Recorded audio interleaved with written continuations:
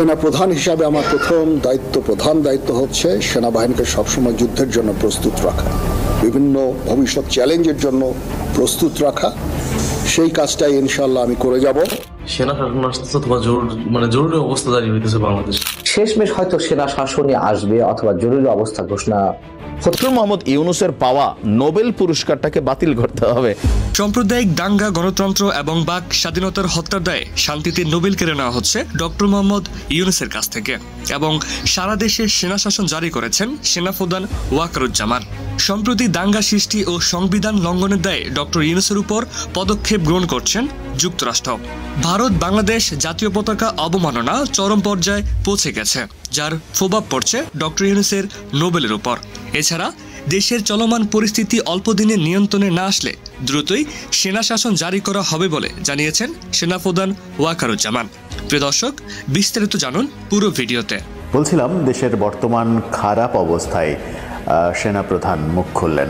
দেশে যে পরিস্থিতি চলছে, হিন্দু মুসলিম দাঙ্গার মতো অবস্থা তৈরি হয়েছিল, সেই অবস্থা এখনও যে মিটেছে সেটা বলা যাবে না। ছাত্ররা মাঠে আন্দোলন করছে, গার্মেন্টস কর্মীরা মাঠে নামছে প্রায় প্রতিদিনই বেতনের দাবিতে, বিভিন্ন দাবিতে। রিকশা আন্দোলন আপাতত বন্ধ হয়েছে হাইকোর্টের আদেশ এক ধরনের স্থগিত করার জন্য। সব মিলিয়ে সব দিকেই যখন অস্থিরতা চলছে, অন্যদিকে আওয়ামী লীগ এই অস্থিরতার মাঝে ফিরে আসার চেষ্টা করছে। এরকম পরিস্থিতিতে সেনাপ্রধান আজকে একটা অনুষ্ঠানে দেশের বর্তমান পরিস্থিতি নিয়ে প্রথমবারের মতো মানে অনেক দিন পরে প্রথমবারের মতো মুখ খুললেন। গত বেশ কিছুদিন এই যে খারাপ পরিস্থিতি চলছে, এই পরিস্থিতিতে সেনাপ্রধানের কোনো বক্তব্য পাওয়া যায়নি। সেনাপ্রধানের বক্তব্য না পাওয়া যাওয়ার কারণে এক ধরনের ধূম্রজাল তৈরি হয়েছিল যে সেনাবাহিনী কী ভাবছে, সেনাবাহিনী এই মুহূর্তে কি করবে। সেনাপ্রধান মুখ খুললেন, তিনি বললেন দেশের বর্তমান ক্রান্তিকালে সেনাবাহিনী সবসময় জনগণের পাশে থাকবে। তিনি এক অর্থে স্বীকার করলেন যে দেশে এখন ক্রান্তিকাল চলছে, দেশে এখন খারাপ সময়ই চলছে। সেটা স্বীকার করে নিয়ে সেনাপ্রধান জানালেন সেনাবাহিনী দেশের মানুষের পাশে থাকবে। তিনি বলেছেন জীবনের ঝুঁকি নিয়ে রাত দিন সেনাবাহিনীর সদস্যরা মানুষের জানমালের নিরাপত্তার জন্য কাজ করে যাচ্ছে এবং এই কাজ তারা অব্যাহত রাখবে। কিন্তু এই কাজ তারা কিভাবে অব্যাহত রাখবে সেই দিক নির্দেশনা তার কথা থেকে খুব একটা আসলো না। অনেক দিন থেকে আলোচনা চলছিল দেশে যে উদ্ভূত পরিস্থিতি, সেই পরিস্থিতির কারণে সেনা শাসন চলে আসতে পারে, জরুরি অবস্থা জারি হতে পারে, সেরকম কোনো ইঙ্গিত দিলেন না। দেশ ভালো না থাকলে আমরা কেউই ভালো থাকবো না। দেশ ভালো না থাকলে দেশ আস্তে আস্তে দেউলিয়াত্বের দিকে চলে যাবে, আর দেউলিয়াত্বের দিকে চলে গেলে, অর্থনৈতিকভাবে দেউলিয়াত্বের দিকে চলে গেলে দেশের বিশৃঙ্খলার কারণে সেটা শ্রীলঙ্কার চাইতেও খারাপ পরিস্থিতি তৈরি হবে, সিরিয়ার চাইতেও খারাপ পরিস্থিতি তৈরি হবে। সেই আলোচনা কিন্তু চতুর্দিকে রয়েছে। ঠিক সেই মুহূর্তে সবাই যখন তাকিয়ে রয়েছেন সেনাপ্রধানের দিকে, তখন সেনাপ্রধান এক অর্থে স্বীকার করে নিলেন যে দেশে ক্রান্তিকাল চলছে। এখন প্রশ্ন হচ্ছে যে সেনাবাহিনী প্রধান কি সিদ্ধান্ত নেবেন এই ক্রান্তিকালে, দেশকে সঠিক পথ দেখানোর জন্য কোন উদ্যোগের দিকে তিনি যাবেন। তিনি কি সেনা শাসন জারি করার দিকে যাবেন, জরুরি অবস্থা জারি করার দিকে যাবেন, নাকি এই সরকারকেই সহযোগিতা করে যাবেন পেছন থেকে যেভাবে সহযোগিতা করে যাচ্ছেন। এই সরকারকে যেভাবে সমর্থন করে যাচ্ছেন, সেই সমর্থনে খুব একটা যে কাজ হচ্ছে, আইন শৃঙ্খলার পরিস্থিতি যে খুব একটা উন্নতি হচ্ছে সেটা বলা যাবে না। চারিদিকে মব চলছে, সেই মব এখনও থামছে না। গত রাতেই দেখেছি একজন প্রখ্যাত সাংবাদিক মুন্নি সাহা, তিনি মবের কবলে পড়েছিলেন। গত রাতে কারওয়ান বাজারে তিনি মব জনতার পাল্লায় পড়েছিলেন এবং সেখান থেকে পুলিশ তাকে আটক করে নিয়ে যায়। পুলিশ আটক করে নিয়ে যাওয়ার পরেও সাংবাদিকদের কোনো ধরনের হয়রানি করা হবে না, সঠিক একেবারে কারণ অনুসন্ধান শেষে দোষী প্রমাণিত হওয়া না হওয়া পর্যন্ত, সেরকম কথা সরকার বললেও মুন্নি সাহাকে তুলে নিয়ে যাওয়া হয় এবং মুন্নি সাহাকে তুলে নিয়ে যাওয়ার পরে গভীর রাতে আবার তাকে 4 মামলার আসামি মুন্নি সাহা তাকে আবার ছেড়েও দেওয়া হয়, পরিবারের কাছে হস্তান্তর করা হয় এই শর্তে যে তিনি প্যানিক অ্যাটাকে আক্রান্ত হয়েছেন, সিরিয়াস অসুস্থ বোধ করছেন, তিনি ভয় পেয়েছেন, আদালতে আত্মসমর্পণ করবেন, এই শর্তে তাকে ছেড়ে দেওয়া হয়েছে ডিবি কার্যালয় থেকে।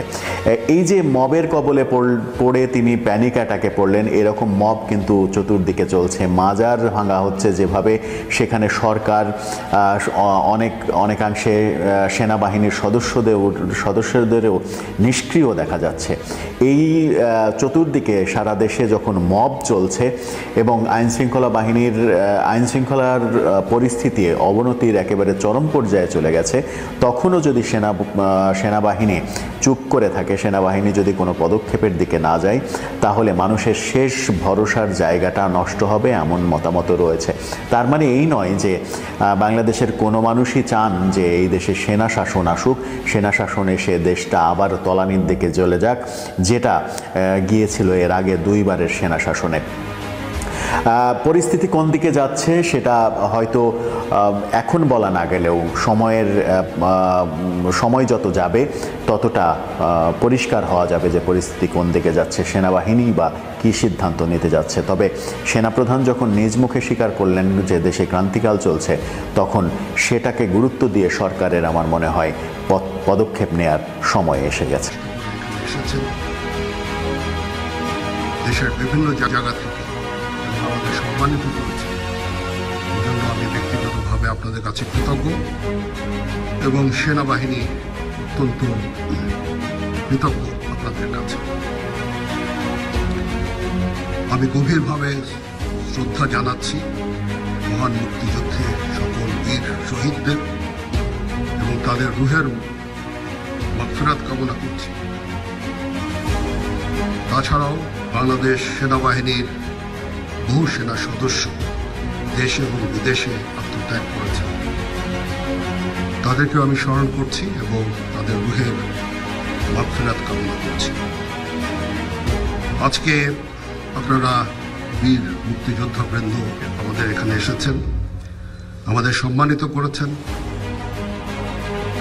আপনাদের ঋণ আমরা কোনোদিন শোধ করতে পারব না। আপনারা জাতির শ্রেষ্ঠ সন্তান, আমাদের পথিকৃৎ। আপনারা খালি মুক্তিযুদ্ধ করে দেশ স্বাধীনই করেননি, পরবর্তীকালে সেনাবাহিনী যখন নতুন ছিল, সৃষ্টির সময় থেকে সেনাবাহিনী আপনারা অবদান রেখেছেন। আপনাদের এই অবদানের ফলশ্রুতিতেই আজকে যে সেনাবাহিনী আমরা এখানে দাঁড়িয়ে আছি, সেই সেনাবাহিনী। এই সেনাবাহিনী দেশের ক্রান্তিকালে অনেক ভালো কাজ করে যাচ্ছে। দেশ এবং জাতি এই সেনাবাহিনীর কাছে কৃতজ্ঞ। দিন রাত সেনার সদস্যরা পরিশ্রম করে যাচ্ছে দেশের আইন শৃঙ্খলা রক্ষার কাজে। তাছাড়াও আমরা দেশ এবং জাতি গঠনের বিভিন্ন কাজে আমরা নিয়োজিত আছি। ইউএন মিশনে আমরা কাজ করে যাচ্ছি, বিশ্ব শান্তি রক্ষায় আমরা কাজ করে যাচ্ছি। ডিজাস্টার রিলিফ কাজেও আমরা করে যাচ্ছি এবং আমরা পারদর্শিতা অর্জন করেছি। এটা একমাত্র সম্ভব হয়েছে আপনাদের ঐকান্তিক প্রচেষ্টা। আপনারা যে আমাদেরকে যেভাবে প্রশিক্ষিত করেছেন, যেভাবে মোটিভেটেড করেছেন, যেভাবে আমাদের দিক নির্দেশনা দিয়েছেন, তার ফলশ্রুতিতে আজকে এই সেনাবাহিনী এই বর্তমান জায়গায় আছে। এটার কৃতিত্ব অবদান সম্পূর্ণই আপনাদের। আপনারা আমাদের দোয়া করবেন যেন আমরা ভবিষ্যৎ সময়ে, সামনে আরও সময় আছে, একটু ডিফিকাল্ট সময় পার করতে হবে আমাদের, এবং আমরা যেন দেশ এবং জাতিকে একটা ভালো জায়গায়, একটা নিরাপদ জায়গায় নিয়ে যেতে পারি, সেজন্য আমাদের জন্য দোয়া করবেন। ডক্টর মোহাম্মদ ইউনূসের সাথে ভারতের যে সম্পর্ক, এটা দিন দিন তলানিতে যাচ্ছে। যেই দাবি এতদিন আওয়ামী লীগ করে গিয়েছিল, ক্ষমতায় থাকতে সর্বোচ্চ হয়তো তলে তলে চেষ্টাও করেছে কিনা জানি না, বাট বিভিন্ন নেতাকর্মীর বক্তব্যে এই বিষয়টা স্পষ্ট হয়ে উঠে এসেছিল। তো সেই একই জিনিস আজকে আমরা ভারতে দেখতে পাচ্ছি। যদিও এটা অসম্ভব একটা ইস্যু, এটা সুযোগ নেই, কিন্তু আপনি দেখেন ডক্টর মোহাম্মদ ইউনূসের ইস্যুতে ভারতের যে সরকার আছেন, ভারতের যারা এমপি আছেন, মন্ত্রী আছেন, বিভিন্ন দলের তারা আসলে ওনাকে কিভাবে গ্রহণ করছে।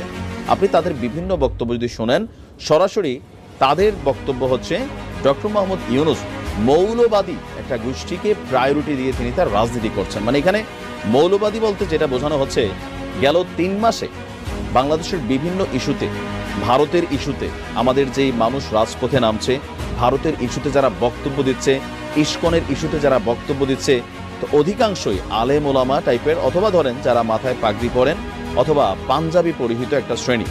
তো তারা বেসিক্যালি এই জিনিসটাকে ফোকাস করছে, কারণ ভারত বিদ্বেষী বক্তব্যে তারা মনে করছে এই সরকারটা আসার পরে হঠাৎ করেই ইতিহাসে গত 53 বছরে আওয়ামী লীগ, বিএনপি বা এরশাদ সরকার ক্ষমতায় ছিল, কখনো এতটা ভারত বিদ্বেষী অবস্থান বাংলাদেশের জনগণের ছিল না যেটা এই মুহূর্তে আছে। তো এই সকল বিষয়কে ফোকাস করে বাংলাদেশ বিরোধিতা এবং খবরের শিরোনামে উঠে আসতে প্রতিযোগিতার খাতায় এবার নাম লিখেছে কলকাতা হাইকোর্টের প্রাক্তন বিচারপতি এবং বিজেপি মানে মোদীর দলের সংসদ সদস্য অভিজিৎ বন্দ্যোপাধ্যায়। তিনি বলছেন যে অন্তর্বর্তী সরকারের প্রধান উপদেষ্টা ডক্টর মোহাম্মদ ইউনূসের পাওয়া নোবেল পুরস্কারটাকে বাতিল করতে হবে। মামার বাড়ির আবদার, বাড়ি ছুটিয়ে লাল করে দেবে নোবেল কমিটি। বাট দেখেন আবদারের নমুনা কি। সংসদ অধিবেশন শেষ করে কলকাতা ফিরে বিমানবন্দরে সাংবাদিকদের প্রশ্নের উত্তরে তিনি বলছেন যে বাংলাদেশে অত্যন্ত অন্যায় হচ্ছে, এই যে ইউনূস ইনি নোবেল পুরস্কার পেয়েছেন শান্তিতে। আমার মনে হয় গত 90 দিন ধরে যেভাবে উনি সরকার চালাচ্ছেন সম্পূর্ণ বেআইনি একটা সরকার, এবং তাদের প্রধানমন্ত্রী এখনো পদত্যাগ করেননি, তিনি যেখানেই থাকুক। দেশটিতে রাতে যেভাবে অন্য ধর্মের উপর আক্রমণ চলছে, তাতে আমি মনে করি নোবেল কমিটির এই মুহূর্তে তার নোবেল পুরস্কারটি ফিরিয়ে নেওয়া উচিত। আমি জানি না এই ধরনের কোনো নিয়ম আছে কিনা, আগে জানা উচিত, আমিও আসলে জানি না আছে কিনা।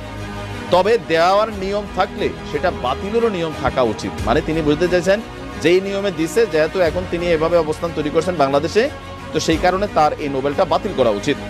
বাংলাদেশের আন্তর্জাতিক পরিস্থিতি নিয়ে সারা পৃথিবী নজর রাখছে দাবি করে তিনি বলছেন এই অসভ্যতা চলতে পারে না কোথাও। তার আরো বক্তব্য, যাকে গ্রেপ্তার করা হলো মানে চিন্ময় দাস, প্রথম দিন তাকে অন্যান্য সাধারণ অপরাধীদের সাথে রাখা হয়েছে। কোন সভ্য দেশে এরকম হয় বলে আমি শুনিনি। আমাদের এখানে যিনি ইস্কনের আছেন তিনি আশঙ্কা প্রকাশ করছেন তাকে যে কোনো সময় মেরে ফেলা হতে পারে। যদি আটকে রাখতে হয় তাহলে কোনো গেস্ট হাউসে আটকে রাখুন এবং কোনো আলাদা জায়গায় নিয়ে রাখুন। মানে তার বক্তব্য, তাকে যে সাধারণ কয়েদিদের সাথে রাখা হয়েছে, তো জেলের ভিতরে তার প্রাণহানির একটা সংখ্যা আছে, সেই কারণে তাকে ডিভিশনগত সুবিধা দেওয়া উচিত।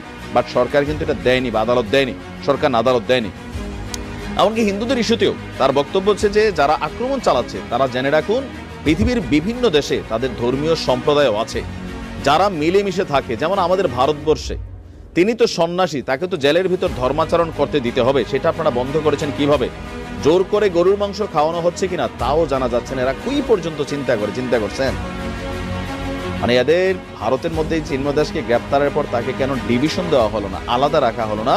তাদের গণমাধ্যম, তাদের মন্ত্রীরা, তাদের এমপিরা কিন্তু লাগাতার বক্তব্য দিয়ে যাচ্ছেন। ইভেন তাদের মিডিয়াতে যা প্রচারিত হচ্ছে, আমাদের সরকার যখন বলছে এগুলো বাড়াবাড়ি, অতি মিথ্যাচার, তাদের রাষ্ট্রের যে পররাষ্ট্র মন্ত্রণালয় থেকে ব্রিফিং করে সেখানে বলছে কোনো বাড়াবাড়ি নাই, বাংলাদেশে এগুলোই ঘটতেছে। তো সবকিছু মিলিয়ে ডক্টর মোহাম্মদ ইউনূসের এই সরকারটা এই মুহূর্তে সার্বিক যে পরিস্থিতি আছেন, আইন শৃঙ্খলার অবনতি, এটা তো একদম দৃশ্যত। তো এগুলোর কারণে ভারতীয়রা এই ইস্যুটাতে একটা সুবিধা পাচ্ছে। তবে আমার একটা রহস্যময় অ্যাক্টিভিটিস মনে হয় যে চিন্ময় কৃষ্ণ দাসকে এখন আসলে কেন গ্রেপ্তার করা হলো, আর তার গ্রেপ্তারের ইস্যুতে কেন সারা বাংলাদেশে এভাবে আমাদের সনাতনী জাগরণ মঞ্চের ব্যানারে মানুষ রাজপথে নেমে আসছে, একটা জীবন ঝরে গেল, এরপরে ইস্যুটা কোনো না কোনোভাবে বন্ধ হচ্ছে না। আমাদের সরকারের যিনি পররাষ্ট্র উপদেষ্টা আছেন তৌফিক সাহেব, তিনি ভারতের ইস্যুতে বলছেন ভালো সম্পর্ক আছে। তো ভারত কূটনৈতিকভাবে কোথায় ভালো সম্পর্ক আমাদের সাথে রাখছে? এই বিজেপির যে বক্তব্য আছে এগুলো নিয়ে আমাদের সরকারের কঠোর প্রতিবাদ করা উচিত। কিন্তু ভারতের সাথে পাঙ্গা নিয়ে আমরা কি আসলে টিকা থাকবো? এটা হচ্ছে খুবই বাস্তব একটা আপনাকে ভাবতে হবে। যদি আমরা টিকতেই না পারি তাহলে আমাদের উচিত টেকনিক্যালি ভারতকে হ্যান্ডেল করা, তবে ন্যায্যতা, সমতার ভিত্তিতে, পারস্পরিক সম্মানের ভিত্তিতে।